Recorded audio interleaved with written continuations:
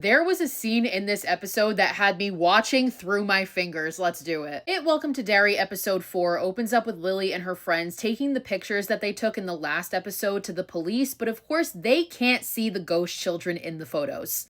Lily turns to Ingrid, who is the person who took care of her in Juniper Hills, for help, but she doesn't have any information. Meanwhile, Leroy wants to bond with his son, so he takes Will fishing one day. When Leroy leaves him alone for a minute, Will sees this vision of his burned father underwater, and he pulls him under and tells Will that he's gonna burn too. Which we know from It 2017, Will Hanlon is Mike Hanlon's father, and he does die in a fire, so this is foreshadowing his future death. Leroy pulls his son out of the water, and Will tells him that there is something really bad in Derry, and Leroy immediately believes him. Will tells his friends about this, and they theorize that whatever this thing is, it's like an animal hunting its prey. And this predator likes the taste of fear, so it's basically taunting them with their biggest fear so that it can just eat them later and they'll taste better. Lily ends up stealing some pills from her mom, which her mom says takes her fears away. So she gives one to each of the group and tells them if something happens and you get another vision, take a pill immediately and you won't be scared. Meanwhile, our Queen Charlotte has heard about Hank Grogan being in prison for the murder of those kids in the theater. She decides that she's going to help, and at first Chief Bowers is a total dick to her. Eventually, she comes back like the bad bitch she is and convinces another cop to let her talk to Hank. When she talks to Hank, she begs him to tell her where he actually was that night because she knows that he's lying. And eventually, he admits that he was with a married white woman, and he knows that if anybody ever finds out, he's gonna be lynched. Back at school, we see that this trifling home Marge is planning to play a prank on her best friend Lily for those other bitches. Basically, it involves this boy pretending that he likes Lily, so Marge has Lily go to the bathroom to freshen up so she can go talk to him. As they're in the bathroom, Marge starts to have this terrifying vision where her eyes begin to pop out of their sockets. I can't handle eyes, so this is the scene where I had to turn away because Marge goes into the woodshop classroom and she proceeds to cut her own eyes off before Lily comes in and intervenes, and it turns out Marge actually did take one of her real eyes out. The rest of the school comes in and finds Lily above Marge's mutilated body covered in blood. At night, Will is looking out his window and he sees this terrifying figure watching him. Of course, we know that this is Pennywise.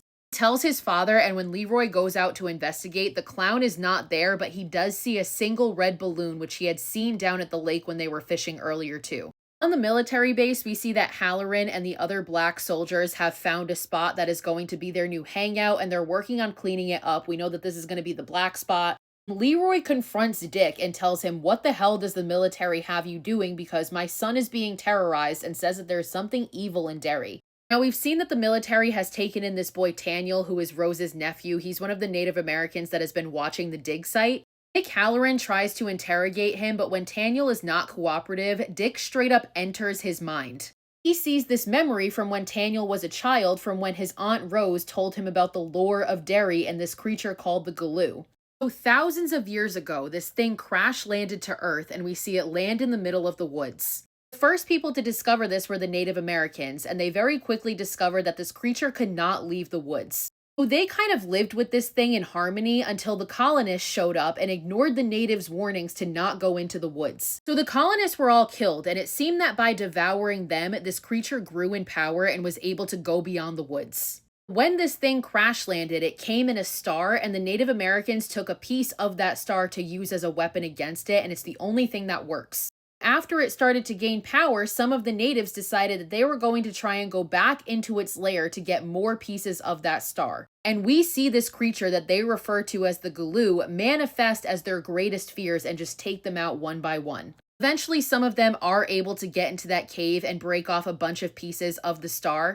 They buried 13 pieces of that star around the woods to confine this Galoo to it. We see that eventually those woods transformed into the town of Derry, and the center of it, where the lair is directly under that house on Neibolt Street. Dick Halloran looks at Taniel in his memories and tells him to show him where these things are buried. A lot of people are speculating that this isn't actually Dick Halloran, this is it impersonating Dick Halloran, and I believe it because something just seems off about him in this scene. The episode ends with us learning that the Galoo, or what we call it, is in the house in Neibolt Street, so we're probably going to go there in the next episode.